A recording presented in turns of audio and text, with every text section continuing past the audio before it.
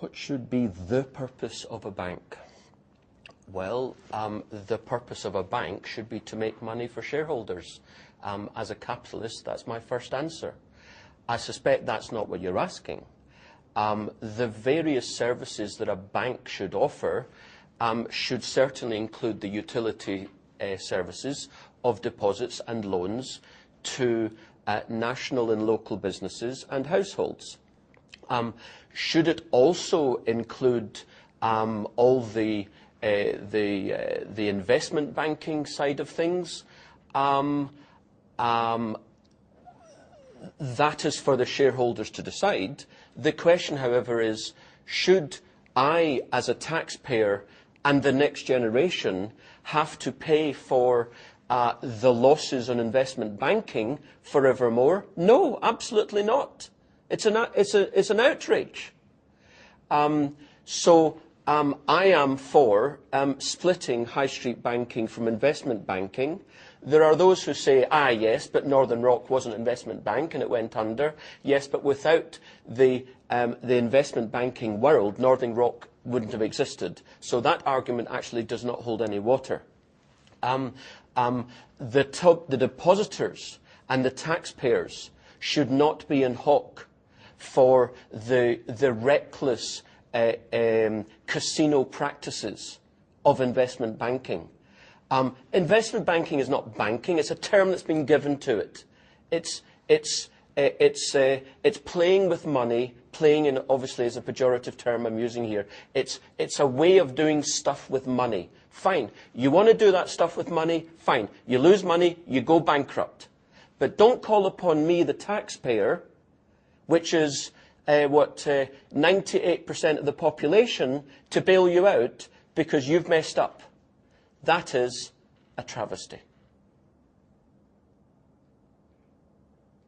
What do you think senior leaders at Barclays should do right now if they want to restore an image or perceptions or restore public faith in banks? Can they do anything, or what should they do? Senior leaders. If they were serious, they would hive off investment banking from retail banking. They would separate it tomorrow. They would say that never again will losses in investment banking be paid for by the UK taxpayer or by the depositors. They would stop using national and local customers as cash cows, in the sense that, I'm all for making profits, but in the sense that they are seen as marks. You know, in the poker table, if you don't know who the mark is, you're the mark. Well, every customer is a mark, apparently, to bankers, whether it's on the household level, flogging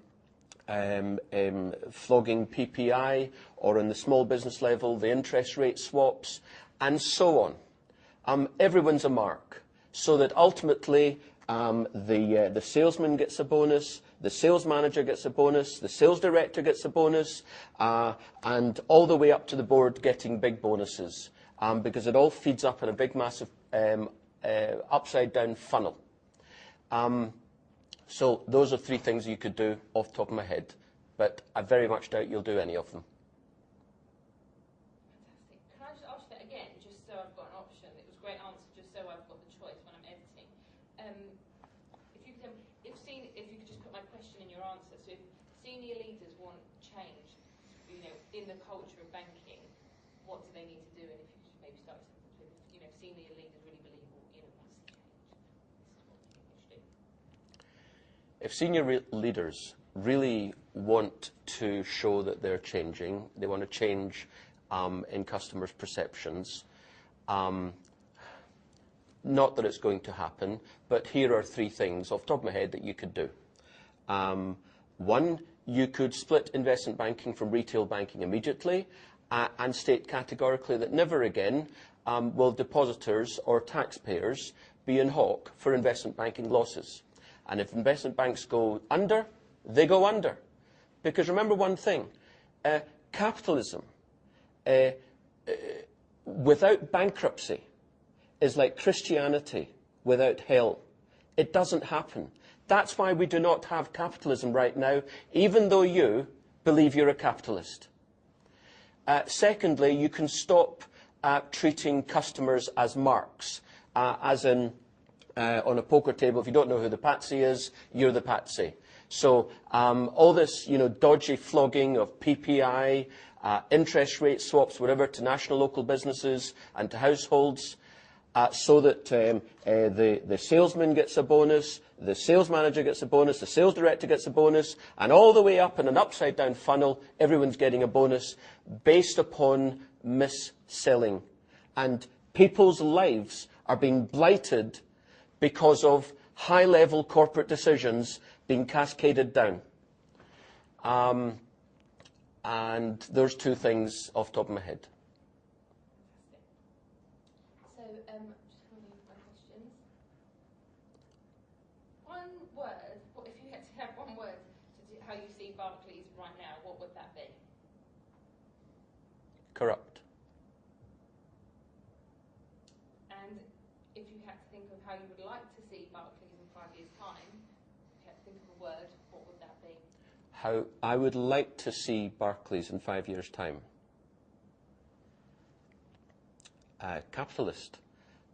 But not one word to add. I suspect you'll still be corrupt. Fantastic. I'm just going to have a look at my questions just in case I miss anything out. But they were really fantastic answers. I guess this is a slight repeat, but obviously Barclays have got these 5 values. Let me see if I can remember it. My stuff here. The ones that are on the list. Yeah, respect, integrity, service, stewardship, and excellence. Were those values going to help achieve anything? Are they going to change perceptions or? Values don't change cultures or perceptions. Leaders handing down objectives, goals, pay packages, structures, methodologies, philosophies, but particularly money, those are what change perceptions and change cultures. Brilliant. Is there anything that you think you'd like to say that I haven't asked? Now is the time. Yes? Would you like me to ask you a specific? No, it's okay. Okay.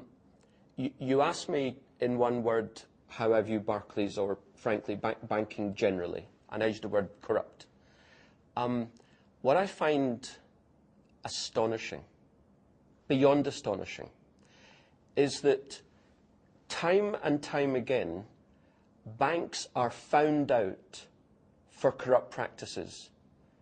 And yet here I am in the City of London, and I don't know of a single banker who's been prosecuted since 2008. You tell me why that is.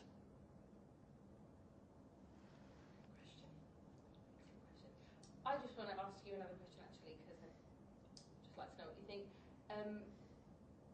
Barclays want to be the go-to bank. This is their phrase, Anthony Jenkins. Want to be the go-to for whatever it is that you might need, whether it's investment or retail banking. When you hear that phrase "go-to," do you think that's something that means anything to potential customers, or what's your reaction to the words Barclays becoming the go-to bank? I think it's good. I think go-to is a good marketing phrase. Certainly from where I come from, as it were, I understand the phrase very well. I even use it. It has been used to refer to me in what I do. I think it will sit very well with certain high-margin parts of the customer base, and indeed the customer base of other banks. Fantastic. Just one more question. Obviously, you've got a very clear opinion and view of what you think of banking and Barclays. If there are people who genuinely want to make it less corrupt, it's not just a marketing ploy. If they genuinely want to do something to change the culture, is it possible? Is it something that could be be achieved in however many years, is that something that you think is realistic? You're asking me, is it realistic that the true culture of a corrupt bank, the too big to fail banks, could be altered? Anything can be altered. It has to come in the form of changing the methodology, the structures of the bank, your collusion with government, stop taking money from the taxpayer, stop paying bonuses for dodgy practices. So it's hard methodologies as opposed to merely soft words, which you know as well as I do are not worth the paper they're written on. Brilliant. Thank you. You're very welcome. Great.